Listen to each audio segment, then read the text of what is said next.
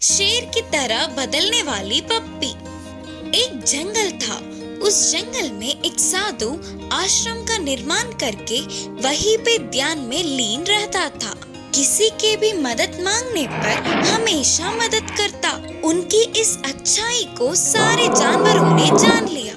हर तरह के जानवर आश्रम में आकर खुशी से खेलते थे। और तो और जंगली जानवर भी बाकी के पालतू जानवरों से मिलजुल कर रहते थे। एक दिन उस साधु के आश्रम में न जाने कहां से एक पप्पी आई और उस साधु को वह बहुत प्यारी लगने पर वह पालने लगा।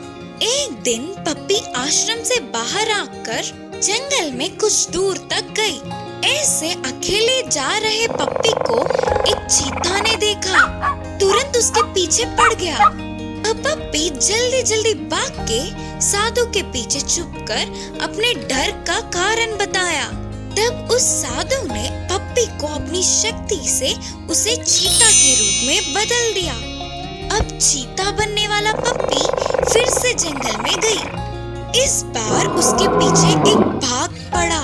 वह फिर से साधु के पास जाकर मदद मांगी। तब साधु ने उसे भाग की तरह बदल दिया। उस रूप से जंगल में जाने वाली पप्पी को एक जंगली हाथी ने उसका रास्ता काटा। तो इस बार साधु ने तो उसे शेर ही बना डाला। महाराज शेर के रूप में बदलने वाली पप्पी को घमंड आया और उसने जंगल के सभी जानवरों को नीचा दिखाया। और तो और छोटे छोटे जानवरों को भी हानि पहुंचाया। उसके आने की भनक से ही सारे जानवर भाग जाते थे। आखिर में शेर बनने वाला पप्पी साधु को ही मारना चाहा। यह बात अपनी तपस्वी शक्ति से जानने वाला साधु उसे फिर से पहले की पप्पी की तरह बदल दिया और तुरंत उसे आश्रम से भी भगा दिया। इस कहानी से हमें यह सीख मिलती है कि हमारी भलाई चाहने वालों की बुराई हमारा ही नष्ट होगा।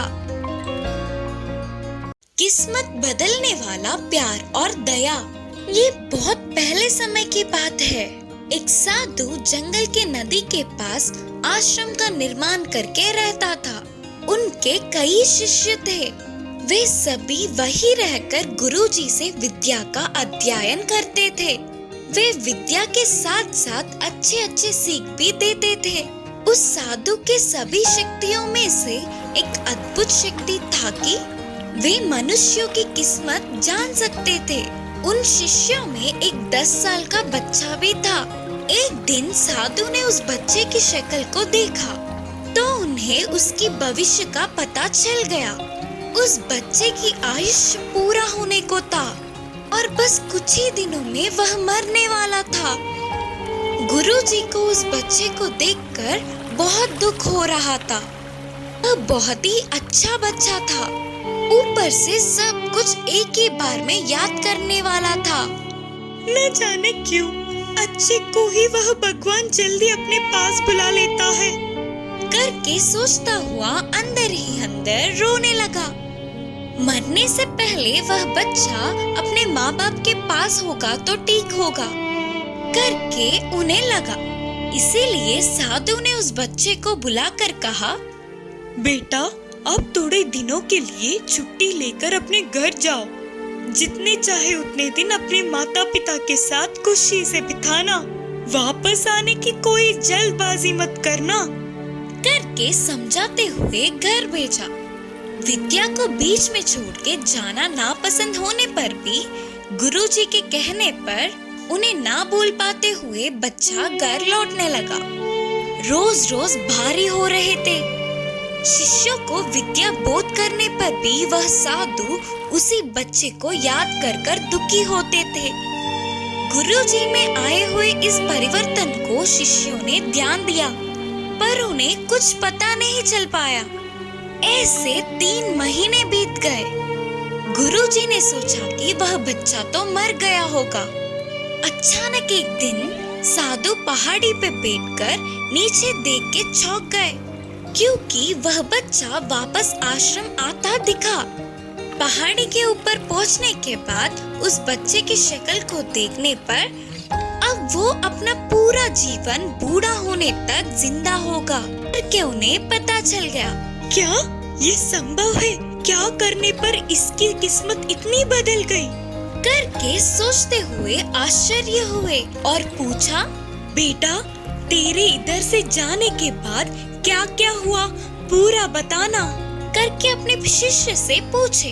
तब वह बच्चे ने अपने घर लौटते समय क्या क्या देखा वो सभी बताया।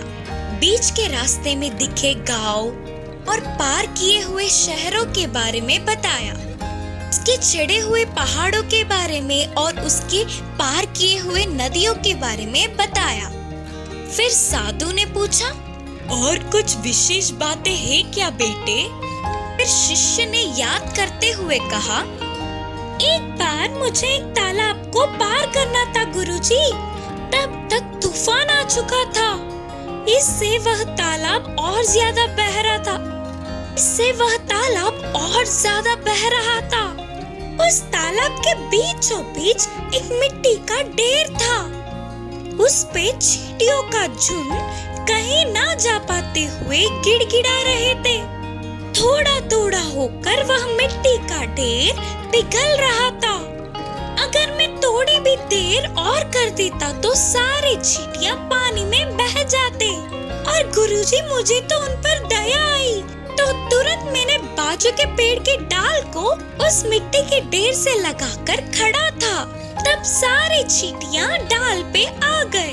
मैंने उस ढाल को किनारे पहुंचने तक पकड़े रखा। फिर मैं अपने रास्ते चला गया। मैंने उन छोटे जीवों को बचा लिया। इससे मुझे बहुत खुशी मिली। तब साधु सोच रहे थे कि अच्छा, तो ये कारण है, इसीलिए देव देवताओं ने इसका आयुष्य बढ़ाया। करके साधु समझ गए। इस कहानी से यह शिक्षा मिलती है कि हमारी किस्मत हमारे हाथों में ही होती है। माँ बतख की चतुरता। एक जंगल के नदी में माँ बतख अपने बच्चों के साथ मिलकर रहती थी। ये सब नदी में आराम से घूमकर उनके लिए पर्याप्त भोजन को समेटकर खुशी से रहते थे। एक दिन सबसे छोटी बतख ने अपनी माँ से कहा, माँ, हमने आज तक इस जंगल का सैर नहीं किया। सिर्फ एक बार हमें अपने साथ ले जाकर दिखाओ ना। करके पूछी। इसके लिए माँ बतख के मानने पर अगले दिन ही जंगल का सैर करने की सोची। जैसे सोचा था बिल्कुल वैसे ही अगले दिन सुबह ही माँ बतख ने अपने बच्चों के साथ नदी से बाहर निकलकर जंगल की ओर चल पड़े। ऐसे बतख के सारे बच्चे खुशी से झूमते हुए माँ के पीछे पीछे चल पड़े। जंगल में थोड़ी दूर जाते ही माँ बतख को बस थोड़ी ही दूर में एक भेड़िया दिखा। अपने बच्चों से कहा, बच्चों, दूर से वह भेड़िया इसी तरफ आ रही है। तुम सभी फौरन पास के नदी में चले जाओ। करके धीमी आवाज में बोली।